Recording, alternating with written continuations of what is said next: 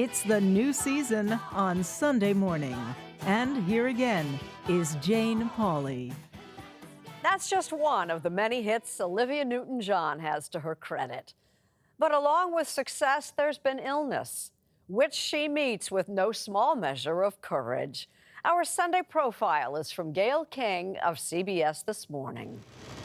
Olivia, I feel the need for speed! Fearless is a fitting description for Olivia Newton-John, especially during our off-road tour of her California ranch. Where are we going, Olivia? We're going down to see the horses. Okay. What are the horses' names? Their names are Harry and Winston. Harry and Winston. They're my little jewels. Hi, Harry and Winston. Olivia, they're so cute. They're gorgeous. I can't ride anymore, so this way I can enjoy horses without feeling the pressure that I need to ride them. Yes. The miniature horses ease her mind, just as the marijuana buds growing in cups nearby So here are the little babies. This is how they start. ease something else. How bad was the pain? Really bad. Yeah, crying kind of pain. Oh, tears pain. Yeah, tears pain. The pain can be unbearable, but the spirit remains unshakable. As the English-Australian superstar, who just turned 71, battles breast cancer for a third time. I think when you're dealing with something, when you have a diagnosis like this, how do you stay in the moment and stay present and not let it consume you and worry you? Okay, denial is really good. It's really healthy. But it was consuming my day. And after a time I went, you know what? I don't know what my time is, but I need to enjoy my life, so I'm going to eat a cookie if I want it.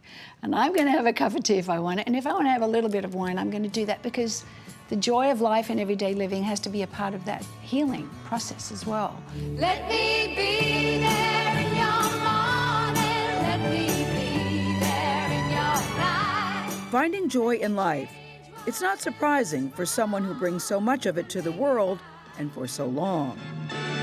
Just a little loving will go a long way. It's hard to remember a time when Olivia Newton-John wasn't in the spotlight. Four-time Grammy Award winner, she sold 100 million albums with songs like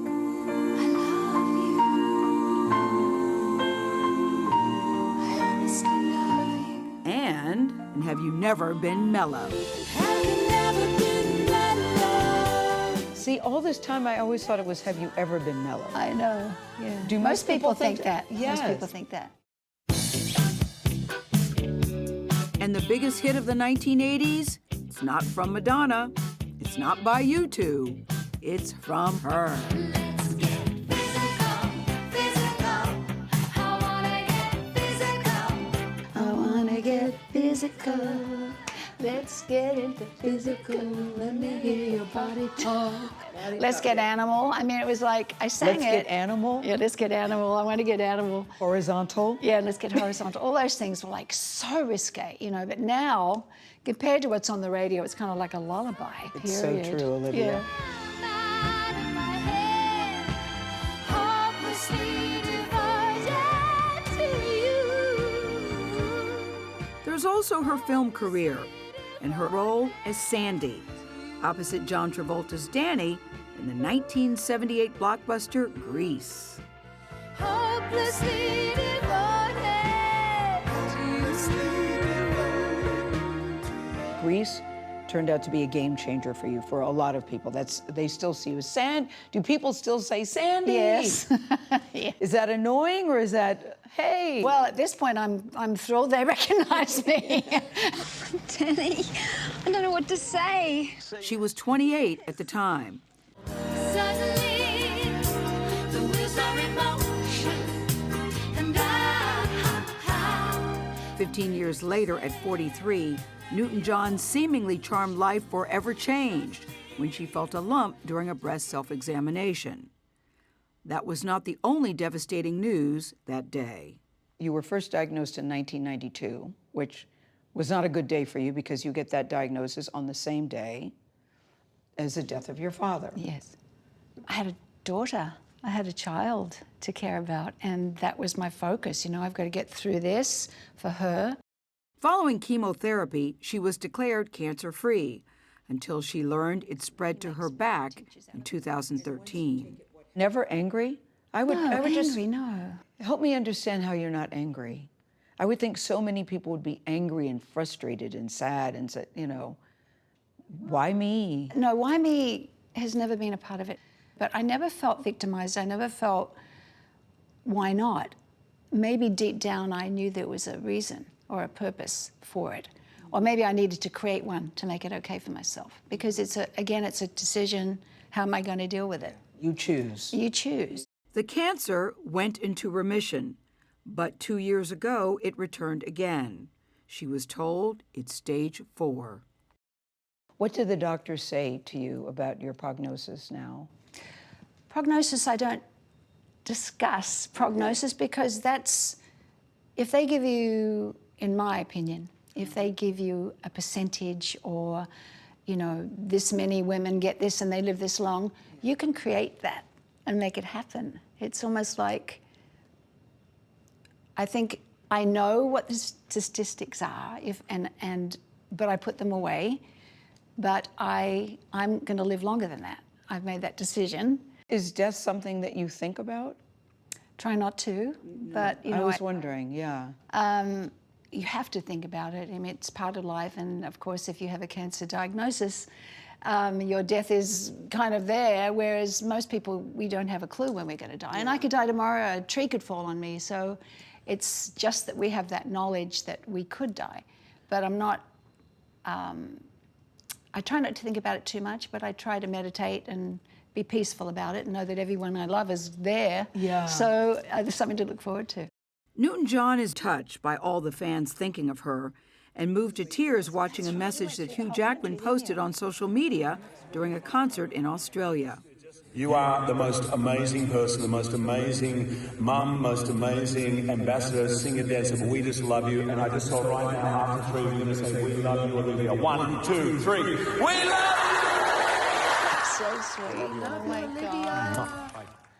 Yeah, but it's better than people thinking, is she still here? Oh, I know. It was lovely. It was people so just- reinforcing and positive and, you know, it was lovely. And just a really thoughtful thing to do. Yeah. Good girl. Good girl, Stella. Girl, Raven. Newton-John spends most of her time at home with her husband, John Easterling. She calls him Amazon John. He's an advocate for the healing powers of plants, especially cannabis like the ones he grows specially for her. He is the crown prince. He's just seriously a good human being and a kind human being, an incredibly smart human being, and he's gorgeous to boot. She's also close to her daughter Chloe from her first marriage. She says to me, she says, you know, Mum, different people have different kinds of cancer, and my cancer was my addictions and my problems and my anorexia and things I've had. So she feels like she's kind of going through it with me and healing herself at the same time and facing her issues because I'm facing mine. So it's been a really wonderful period of growth. Yeah. For you For both. both of us. For you both. Have to believe we are magic. Nothing can stand in our way. Retired from performing, she's an activist and philanthropist and founded the Olivia Newton-John Cancer and Wellness Center in Melbourne. And here's my wardrobe. I always have it set up like this. This November, her most famous costumes will be auctioned off, some of the proceeds going towards her center. The items include clothes from the movie Xanadu, a Pink Lady's jacket from Grease, and we all remember the unforgettable black outfit from the movie's closing number. Tell me about it, Stella.